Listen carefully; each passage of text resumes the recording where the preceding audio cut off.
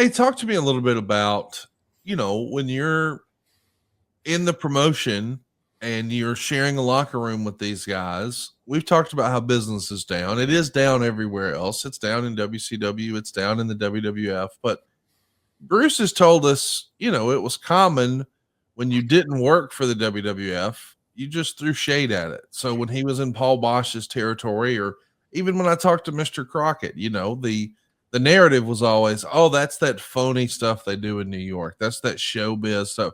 We're real wrestling. Were there guys in the locker room who felt that way, where they were sort of disparaging WWE, but maybe the secret is they'd all love to take that WWE check? Only about 100% of them. Okay. I mean, everybody in that locker room bashed WWE. Everybody in there would bash how fake and phony it was, how bad Vince McMahon was, how evil he was. They'd saw all kinds of bad things about Pat. I mean, they would just make up stuff to say about those guys. They act like they hated them. Every single one of them would have taken a job with WWE.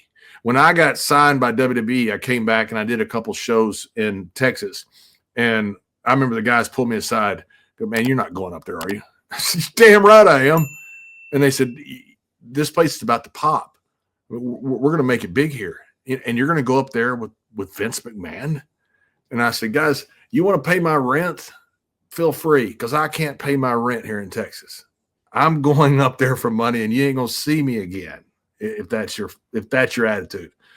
And they were all like, I can't believe you're a sellout. You're a sellout. No, I ain't a sellout. I'd do the same thing that every single one of you guys would have done if you were good enough to get a deal. Wow. I think that's interesting. Do you think that narrative still exists? Like, I gotta assume it does. But it's almost talked about when fans talk about it now, John, like, oh, it's tribalism. But it sounds like on some level, tribalism existed even back then, just in the locker room. Yeah, I think it did. There's no doubt it did. And guys did not want to – guys, man, they bashed New York like crazy.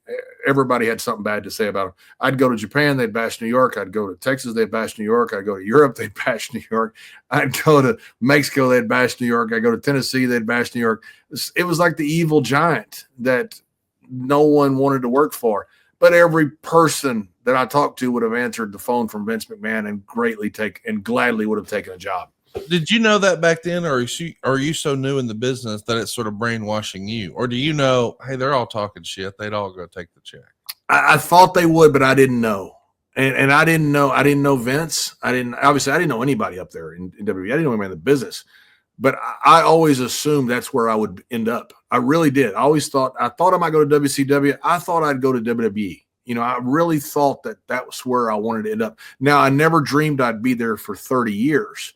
I thought I'd be there for 2 or 3 years. Heels didn't hang around that long. And then I'd end up in Japan with Stan and the guys, and I'd finish over there. That was my goal, was to be in WWE for 2 or 3 years and then go to Japan, finish my career over there.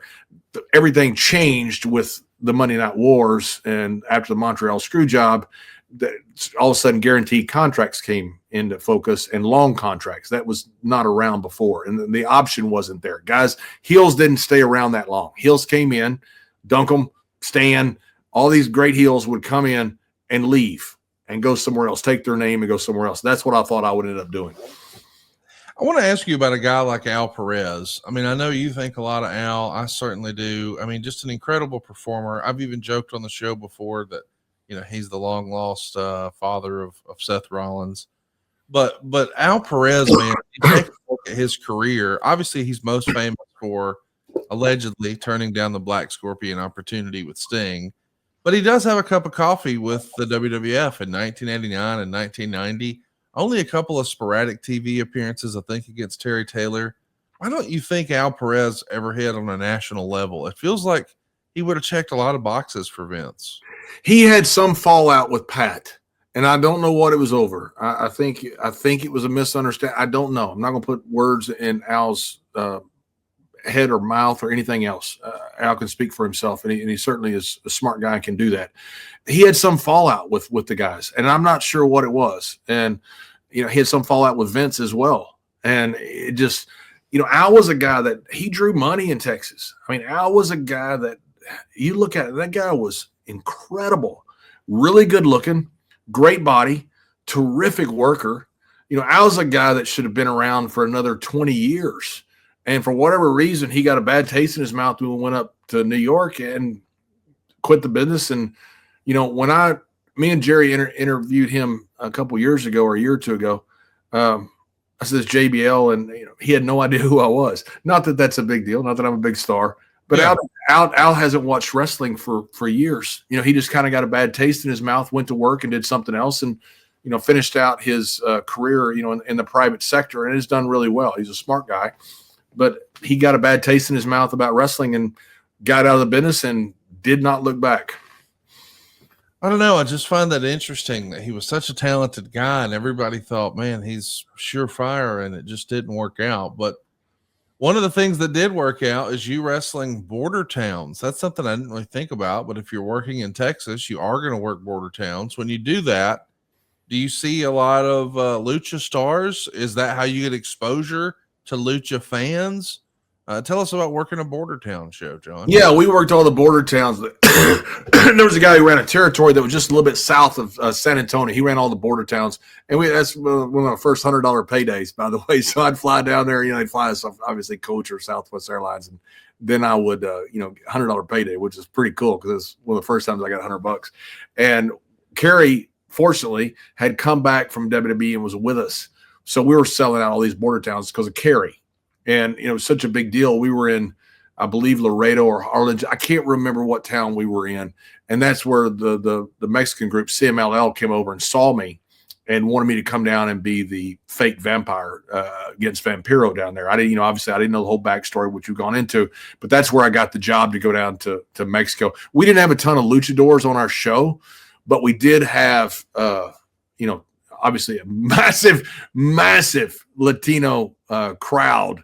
And we drew the interest because of Kerry, the Northern Wrestling Promotions in Mexico. I'll tell you a funny story. We were in, I think it was Laredo, we went to Nuevo Laredo, and we wanted to see the donkey show. So oh my God. So we all go down to Nuevo Laredo because I've heard about this my whole life. Growing up in Texas, I got to see this. So we go down there and we're like in this really nasty bar. There was no donkey. There was no nothing. It was nothing. It was just like an overpriced booze, even for Mexico. And Briscoe told me one time he went down there was a guy in a donkey suit. So I didn't get to see that either. So anyway, we're sitting there and all the boys are there and they're all posing for a picture. I said, "What are you guys doing?" They go, "Oh, it's like the National Enquirer or something." I said, "We're at a freaking donkey show. What are you thinking?"